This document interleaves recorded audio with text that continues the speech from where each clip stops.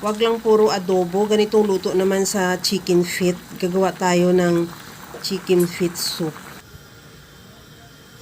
Magpainit muna ako ng mantika sa kawali at igisa ko na rin yung luya at bawang.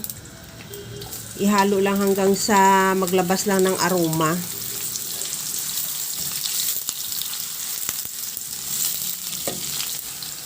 Maglagay din ako ng sibuyas. Ganong process lang din, ihalo hanggang sa maluto.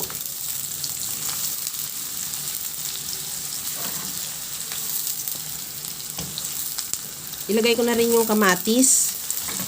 Ihalo lang din hanggang sa maluto yung kamatis, yung maglabas din talaga siya ng kanyang kulay.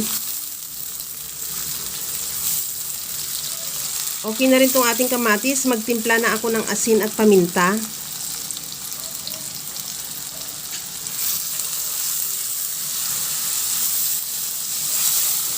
Sa puntong ito, ilagay ko na yung chicken feet. 500 grams na chicken feet or kalahating kilo.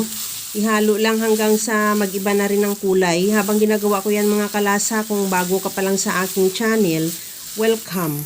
At huwag kalimutan mag-subscribe at i-click ang bell button para sa mga notification. At kung dati ka pa, welcome back at i-follow mo na rin ako sa aking Facebook page, Lasang Pilipina. Ilagay ko na rin yung carrots, isabay ko na sa paggisa.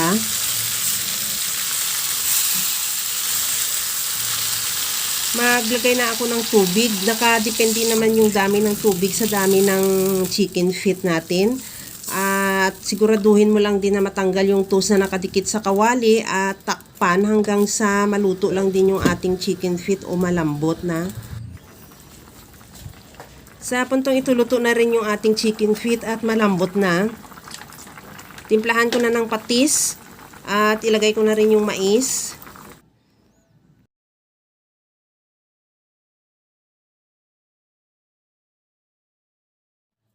At maglagay din ako ng liquid seasoning. Depende sa iyo kung ano yung iba mo pang panimpla dyan. Pwede din mga granules or dagdagan mo ng asin.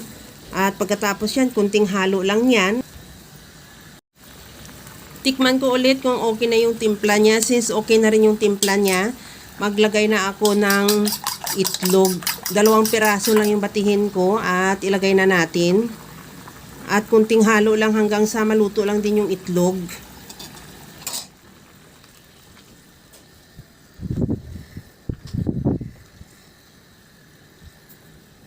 Okay na to, maglagay na ako ng malunggay.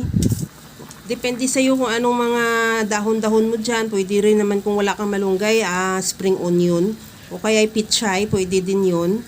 At kunting halo lang at hanggang sa maluto lang din yung malunggay. At ready to serve na yan, yung ating napakasarap at napakasimpleng madaling lutuin na chicken feet soup. Kaya mga kalasa, kung nagustuhan mo yung ating video, please like na lang at pakishare na rin sa inyong mga friends. At kung bago ka pa lang sa aking channel, subscribe na at i-click mo na rin ang bell button para sa mga notification. Kaya mga kalasa, alam ko kayang-kaya mo tong gawin dahil sa sobrang simple at napakadali niya lang lutuin. Kagaya lang lagi sa sinasabi ko na wala namang hindi marunong magluto basta sa simpleng paraan lang. Okay na tong ating chicken feet soup. Hanguin na lang natin yan at ready to serve na. Hanggang sa muli mga kalasa.